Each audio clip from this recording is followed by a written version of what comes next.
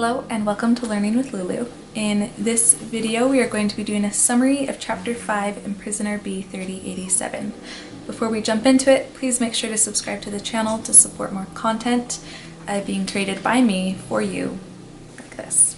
So, Chapter 5. In it, Yannick expresses that even though 1942 did finally come, the British and the French didn't. They are busy fighting elsewhere. Things have not improved for them. The radio, anything they're listening to says that Germany is winning the war.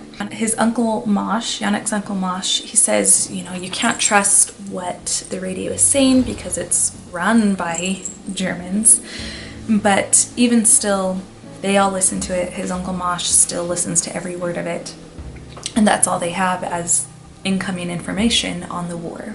Yannick expresses his need, his desire to get out of the house, but his parents are still very fearful about him being picked up in work gangs and possibly never coming back. In an effort for Yannick to try and get out of the house, he is one day playing with his ball and kicking it around in the hallway, and his neighbor, Mrs. Immerglick, comes out and yells at him to stop.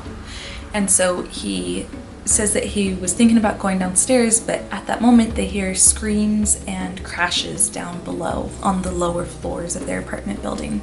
They go back inside, and at his door, whatever's going through the building gets to them. And it is a Judenrat, which is a Jew who the Nazis put in charge of the ghetto, and a Nazi, and they're pounding on the door and yelling at them to open up, and Yannick's mother is frozen. It's their apartment, so none of the other families are going in and opening the door, so Yannick finally goes and opens the door, and this Judenrat and Nazi, they raid the apartment for any jewels and valuables that they may have in there. While this is happening, Yannick sees that the Immerglick's family is being dragged away. And so Yannick encourages everyone to comply with what's being asked of them, and their valuables are taken, and even Yannick's mother's wedding ring is taken right off her finger. She's still frozen, and you can tell she's being like traumatized by this. Once they leave, outside they see that the Jews are being herded into two gray trucks, and Yannick is he's having this experience of just being like, why is this happening? And then they hear a shot outside. Yannick goes and locks their door, but that still doesn't make him feel safe. Their apartment now has nothing to eat. They just raided everything, so they have nothing to eat. Everyone is traumatized, and they're just not feeling safe.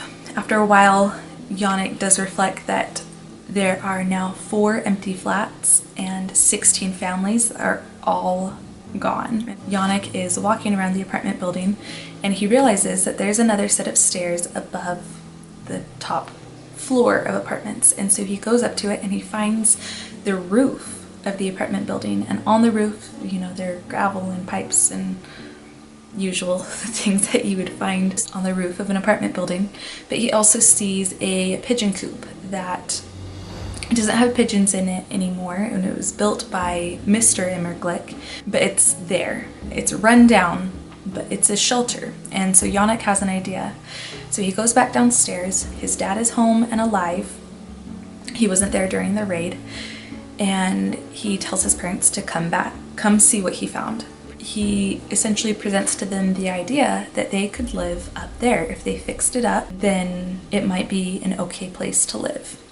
The whole time his mom is just looking at the roof, the door to the roof of the apartment building, and the one thing she wants is bars, and that she just wants to be able to have a secure bar to keep that door closed and no one from invading this little coop that's going to become their home. So they agree to that, Yannick and his dad, and so they work on the coop. At the end of the chapter, they make sure that they have these bars to barricade the door when they're up there. And while Yannick and his dad are working on fixing up this coop for themselves to live in, his mom works on sewing valuables into the lining of their coats.